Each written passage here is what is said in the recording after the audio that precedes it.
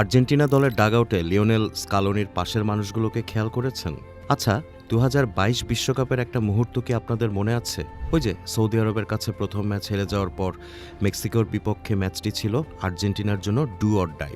প্রথমার্ধ গোল শূন্য, শঙ্কা বাড়ছে। আর্জেন্টিনা তেমন ভালোও খেলছে না। দ্বিতীয়ার্ধে মেসি গোল করলেন। টেলিভিশন ক্যামেরায় দেখা গেল ডাগআউটে বসে একজন কাঁদছেন।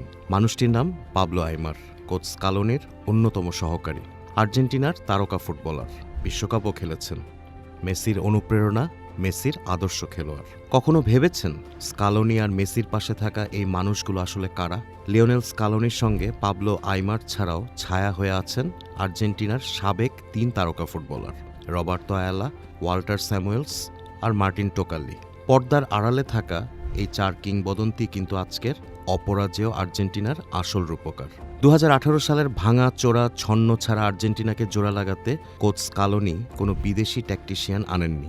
তিনি ডেকে নেন আর্জেন্টিনা দলেরই সাবেক ৪ তারকা ফুটবলারকে। প্রথমজন পাবলো আইমার, যিনি মেসির ছোটবেলার আইডল। দ্বিতীয়জন রবার্তো আয়ালা, ২০০৬ বিশ্বকাপের কোয়ার্টার ফাইনালে জার্মানির বিপক্ষে টাইব্রেকার মিস করেছিলেন। তিনি সেই বেদনা সহ্য করে কাটিয়েছেন অনেকগুলো বছর। এই আয়ালা খেলোয়াড়দের শিখিয়েছেন কিভাবে চাপের মুখে মাথা ঠান্ডা রাখতে হয়। তৃতীয়জন ওয়াল্টার স্যামুয়েলস, একসময় আর্জেন্টিনা রক্ষণে খেলেছেন।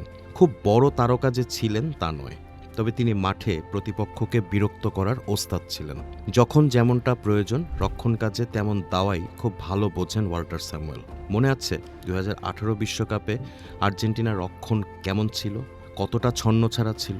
রোমেরো, লিসান্দ্রো মার্টিনেজদের ডিফেন্সের ডার্ক আর্ট বা নোংরা ট্যাকটিক্স শিখিয়ে আর্জেন্টিনার রক্ষণকে দুর্ভেদ্য দুর্গে পরিণত করেছেন স্যামুয়েলস। কতটা দুর্ভেদ্য সেটা তো গত ৮ বছর ধরেই দেখা যাচ্ছে। ২০২২ বিশ্বকাপে আর্জেন্টিনার ৩৬ বছর পর শিরোপা জয়, সেটার সবচেয়ে বড় প্রমাণ। তৃতীয়জন মার্টিন টোকালি।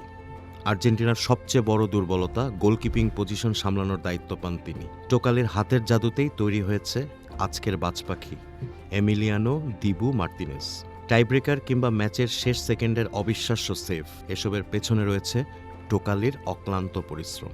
পাবলো আইমারে ফেরত যাই। তার কাজটা আসলে কি? তার কাজটা ভীষণ গুরুত্বপূর্ণ। তিনি ম্যাচে ট্যাকটিক্স সাজাতে কোচ স্কালোনিকে সহায়তা করেন। তিনি আরও একটা কাজ ২০১৮ বিশ্বকাপের পর থেকে করে যাচ্ছেন, সেটা ড্রেসিং রুমের বরফ গলানো। জুনিয়রদের বুকে টেনে নিয়েছেন, মেসিকে অনুপ্রাণিত করে গেছেন নিরন্তর। মেসিকে বারবার বুঝিয়েছেন, তুমি তোমার মতো করে এগিয়ে যাও, আমরা সবাই তোমার সঙ্গে আছি লিও। রবার্তো আয়ালা বরফ কঠিন নার্ভের জন্য বিখ্যাত। দেশের হয়ে খেলেছেন ৩টি বিশ্বকাপ, ১৯৯৮, ২০০২ ও ২০০৬। ১১৫টা আন্তর্জাতিক ম্যাচের অভিজ্ঞতা তার। কোচ লিওনেল স্কালোনির ব্যাকরুম স্টাফ বা সহকারী হিসেবে তিনি দলের রক্ষণভাগকে সুদৃঢ় করতে পর্দার আড়ালে বড় ভূমিকা পালন করছেন।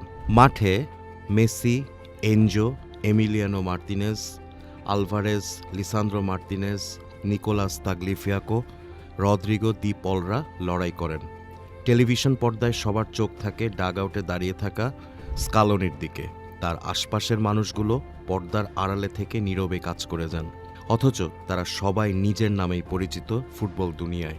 তারা সব ওস্তাদ মানুষ, তারা আর্জেন্টিনা দলের মেরুদণ্ড।